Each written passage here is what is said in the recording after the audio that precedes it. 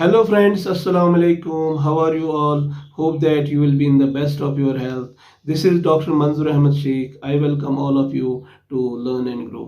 आज का जो हमारा टॉपिक है वो है Carl Rogers humanistic theory of personality. Carl Rogers believed that all human beings are innately good, all human beings are creative, all human beings are unique, all human beings have capacity for self determination and self actualization. यानी coral Rogers का ये मानना था कि हर शख्स में self actualisation की tendency होती है, हर कोई शख्स सेल्फ एक्चुअलाइज्ड पर्सन बन सकता है। तो चलिए अब हम इस थ्योरी के जो कुछ की कंसेप्ट्स हैं उनको डिस्कस करते हैं। As far as this theory is concern, self और self concept is central to this theory. Self is the humanistic term for what we are really as a person. According to Carl Rogers, हमारी जो self है it is influenced by our childhood experiences and evaluation by others.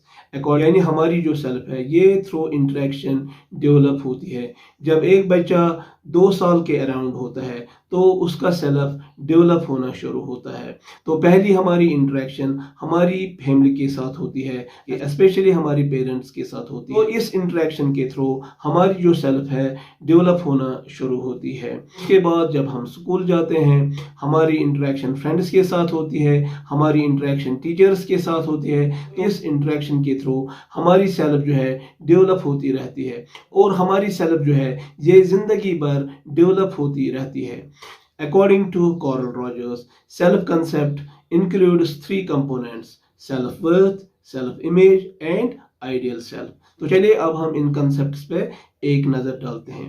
तो पहला component जो है वो है self worth.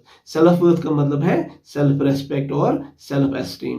Rogers का मानना ये था जिन लोगों का सेल्फ वर्थ पॉजिटिव होता है वो day to day life challenges को आसानी के साथ फेस करते हैं। विद द रिजल्ट वो अच्छा फील करते हैं, उनका कॉन्फिडेंस लेवल जो है वो बूस्ट होता है। तो जब इन लोगों को फेलियर्स का सामना करना पड़ता है, फेलियर्स के थ्रू गुजरना पड़ता है, तो वो फेलियर्स को भी एक्सेप्ट करते हैं बिकॉज वो ये सोचते हैं कि failures are also part and parcel of our lives. Those people who have low self-worth or low self-esteem, they feel bad about themselves, they feel negative about themselves और उनका जो कॉन्फिडेंस लेवल है वो डाउन हो जाता है और with the result वो अपने आप को हारिशली जज करते हैं। Person with low self-worth focuses on his mistakes and limitations rather than his abilities and strengths। तो इस तरह हमने देखा कि पॉजिटिव सेल्फ वर्थ जो है इसका होना बहुत ही ज़रूरी है।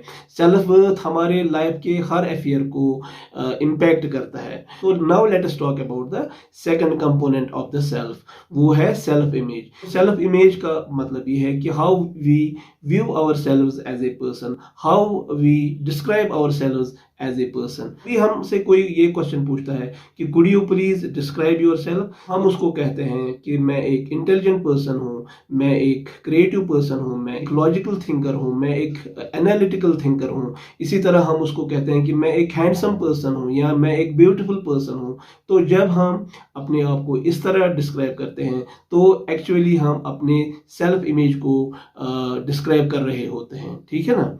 तो इसके बाद जो सेल्फ का तीसरा कंपोनेंट है वो है आइडियल सेल्फ।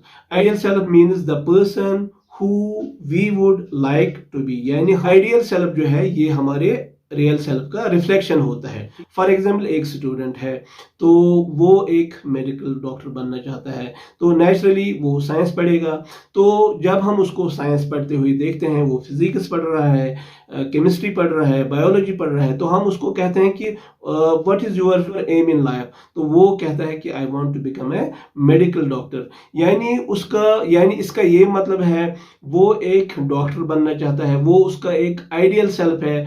और वो जो प्रेजेंटली कर रहा है यानी प्रिपरेशन कर रहा है ये उसका रियल सेल्फ है। यानी एक्चुअली वो क्या कर रहा है ये उसका रियल सेल्फ है। कॉरल रॉजर्स ने ये बात भी बताई कि हमारा जो आइडियल सेल्फ है ये डायनेमिक होता है, इट कीप्स ऑन चेंजिंग।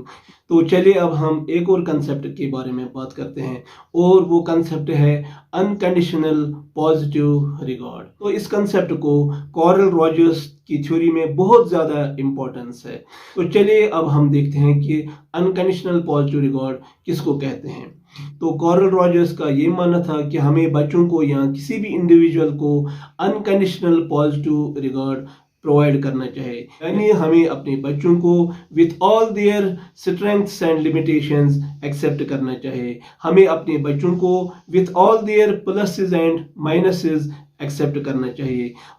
हमें अपने बच्चों को उनके गलतियों के साथ एक्सेप्ट करना चाहिए। यानी अनकंडीशनल पॉजिटिव रिगार्ड का माना ये है कि हमें अपने बच्चों को प्यार करना चाहिए, उनके साथ अफेक्शनेटली पेश आना चाहिए, उनका केयर करना चाहिए, उनको एक्सेप्ट करना चाहिए, उनके मामलात में नॉन जजमेंटल रहना चाहिए। तो ऐसा करने से क्या होगा, बच्चे का जो सेल्फ वर्थ है, सेल्फ रेस्पेक्ट है, सेल्फ एस्टीम है, वो एनहेंस होगा। और बच्चे जब इस चीज़ को नोटिस करेगा कि मुझे अनकंडीशनल पॉजिटिव रिगार्ड मिल रहा है, तो उसका जो फ्री विल है, उसका फ्रीडम ऑफ चॉइस जो है, वो उसको ज़्यादा से ज़्यादा एक्सरसाइज करेगा।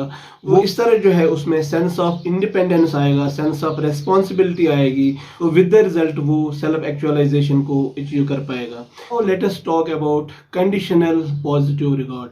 कंडीशनल पॉजिटिव रिगार्ड जो है, it is just opposite of unconditional positive regard. यानी कंडीशनल पॉजिटिव रिगार्ड में जो है पेरेंट्स अपने बच्चे को तभी प्यार करेंगे, तभी एक्सेप्ट करेंगे, तभी अप्रूवल देंगे जब वो वही करेगा जो उसके पेरेंट्स के पॉइंट ऑफ व्यू से सही होगा। जो उस तरह जो पेरेंट्स हैं वो अपने बच्चे की इंडिपेंडेंस को छीन लेते हैं, वो उसकी ऑटोनॉमी को छीन लेते हैं।